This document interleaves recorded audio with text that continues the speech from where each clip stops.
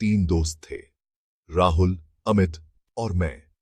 एक ठंडी शाम को हमने कॉफी पीने का प्लान बनाया। हमारा favourite cafe, the mystery cafe, शहर के बाहर था। हम एक्साइटेड थे क्योंकि उस कैफे का माहौल हमेशा से ही रहस्यमय रहा है।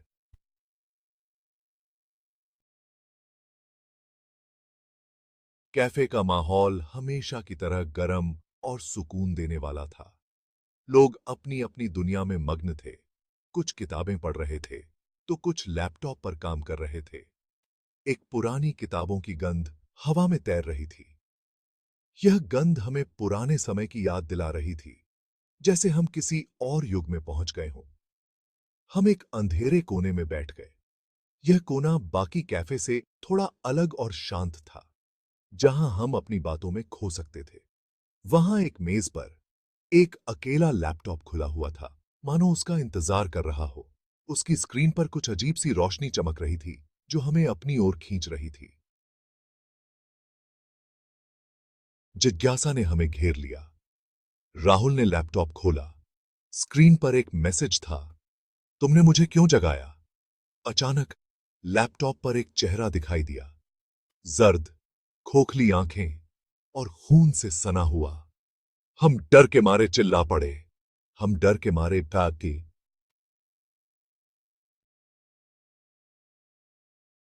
भयावह भाग, एस्केप। यह एक ऐसा अनुभव था जिसे हम कभी नहीं भूल सकते। हम कैफे से बाहर भागे।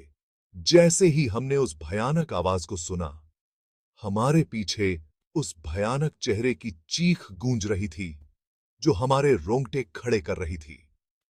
हम दौड़ते रहे। सांस फूल रही थी, दिल धड़क रहा था। हर कदम के साथ हमारी घबराहट बढ़ती जा रही थी। हमें लगा जैसे कोई हमारा पीछा कर रहा है और हम उस अंधेरे में खोते जा रहे थे। हमारा डर हर कदम के साथ बढ़ता जा रहा था। हम बस एक सुरक्षित जगह की तलाश में थे, लेकिन अंधेरा हमें निगलता जा रहा था। बलिदान या शुरुआत? अचानक राहुल रुक गया। उसकी आंखों में एक अजीब सी चमक थी, जैसे उसने कोई बड़ा निर्णय ले लिया हो। उसने कहा, मुझे लगता है कि यह मुझे रोकने का एकमात्र तरीका है। उसकी आवाज में एक दृढ़ता थी जो हमें और भी चिंतित कर रही थी। उसने लैपटॉप वापस कैफे में ले जाने का फैसला किया। हम समझ नहीं पा रहे थे कि वो ऐसा क्यों कर रहा है, लेकिन उसके चेहरे पर एक अजीब सी शांति थी। हमने उसे रोकने की कोशिश की, लेकिन वो नहीं माना। हमारे सारे प्रयास व्यर्थ हो गए और वो अपने निर्णय पर अडिग रहा।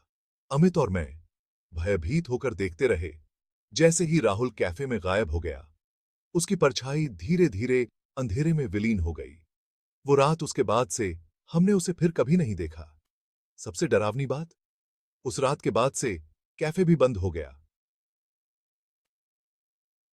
अब मेरे पास भी वही लैपटॉप है।